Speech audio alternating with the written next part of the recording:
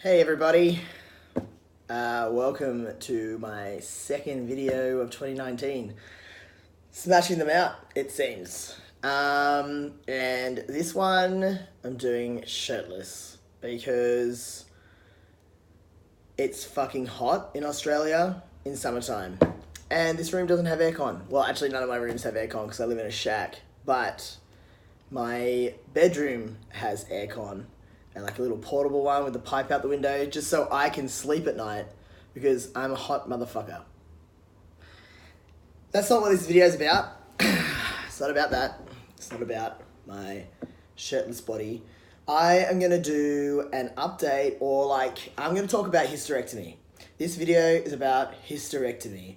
So I am booked in for a hysterectomy on May 27th this year with Dr. Erin Nesbitt Hawes at Alana Healthcare for Women in Randwick in Sydney, Australia. So if anyone overseas is watching this, that will mean nothing to you. I was recommended to see this lady from a friend of mine who had their hysterectomy with her and had a really good experience. Basically, when I realized and decided that I would require a hysterectomy, I had two things that were an absolute must for me. One be that I had keyhole surgery. As long as that was applicable, I would have keyhole surgery. I'm not really interested in my abdomen being open again.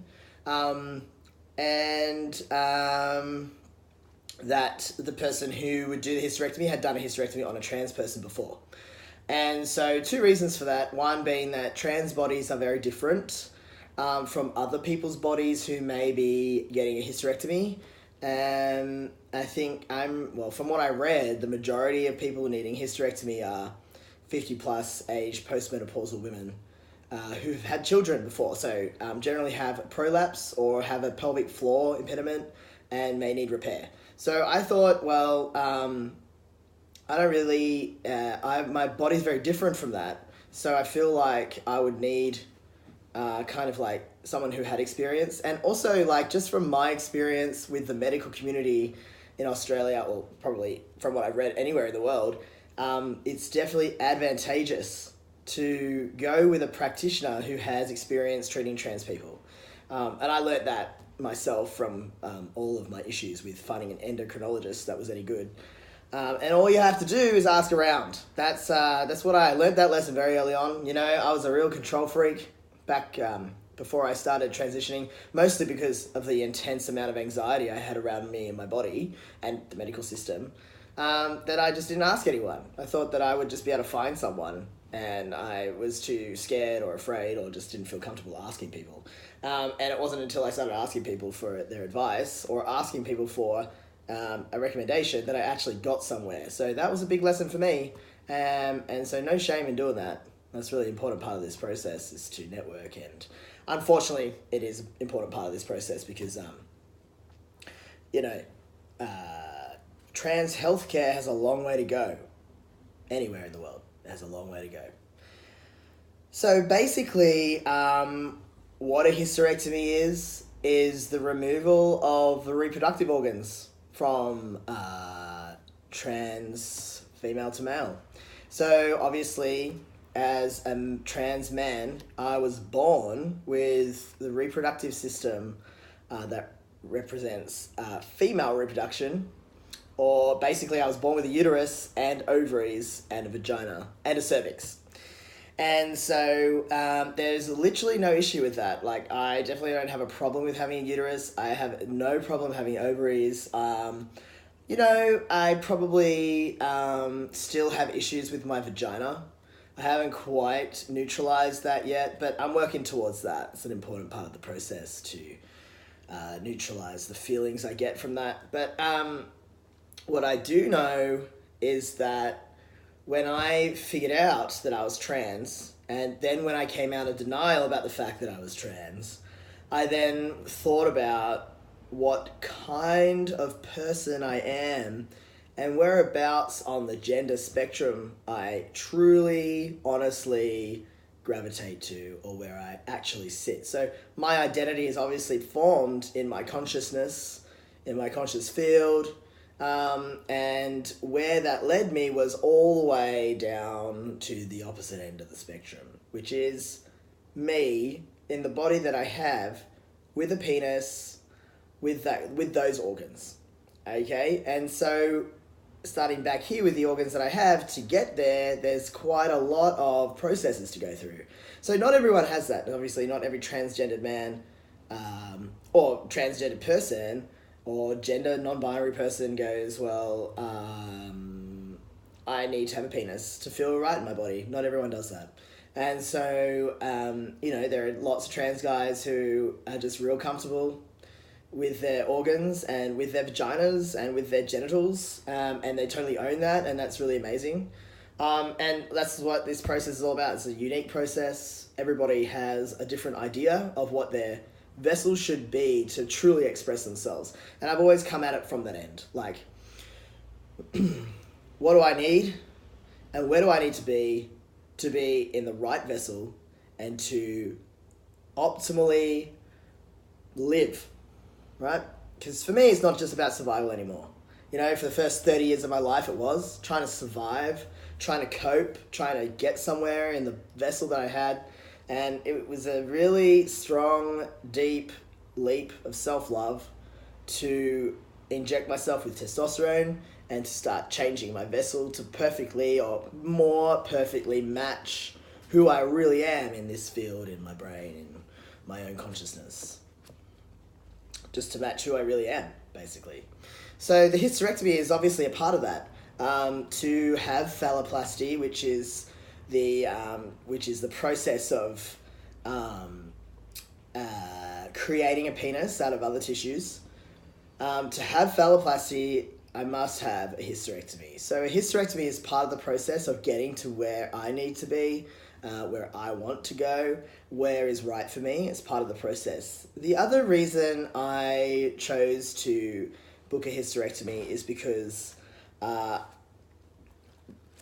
March last year, I had some really horrific, painful attacks of this abdominal pain that a lot of trans men report. A lot of people with uteruses who take testosterone and have started transitioning, they report the pain. I would call it phantom period pain, except I had a lot of period pain when I was female-bodied before I took testosterone, and it did not feel like that. The only similarity is that it's in the same area of my body, but it's not period pain. It's what I have come to, when I really think about it, when I've experienced it, when I've really thought about what that pain is. And I'm not projecting anything here, like, I'm just based off my own experience and based off what I have talked to others about. I feel like it's some form of contraction pain, like uterine contractions, which kind of makes sense to me because the uterus is a very sensitive organ to androgens, firstly.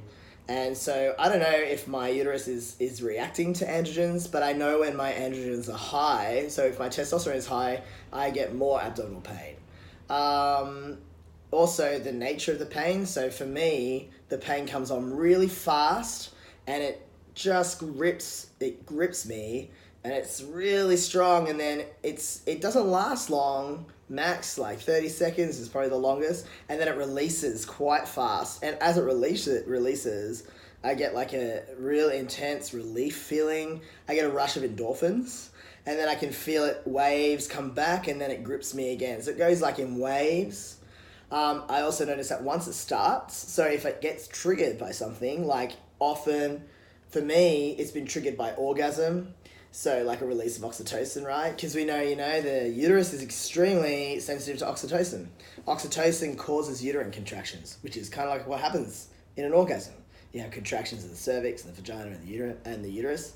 We also know that uterine contractions occur under oxytocin during childbirth to actually eject the baby out of the body. So I wouldn't be surprised if like higher levels of oxytocin trigger off uterine contractions, and because the uterus is so already at threshold or at the threshold of contractility, that it then goes in waves. It goes in waves. It contracts, releases, contracts, releases, contracts, releases. And I think, that's part of the uterus shrinking as well. So not only is it endocrinologically sensitive to androgens and oxytocin, but also it's also physically sensitive because it's shrinking. And we all know, like, when a muscle shrinks, it fasciculates. And, like, fasciculation is like random contraction of a dying muscle. And so I feel like if, some of the chunks of my uterus that are shrinking, if they're setting off random contractions as it's shrinking, that can also set off the cyclic contractile nature of the uterus as well. The uterine pain that I get has been triggered by orgasm. It has been triggered by a long day at work where, like, I feel like if I'm particularly inflamed at that time, all the inflammation is centered around the uterus. I feel like the androgen profile also increases inflammation in that area. And so we get some contractions from that.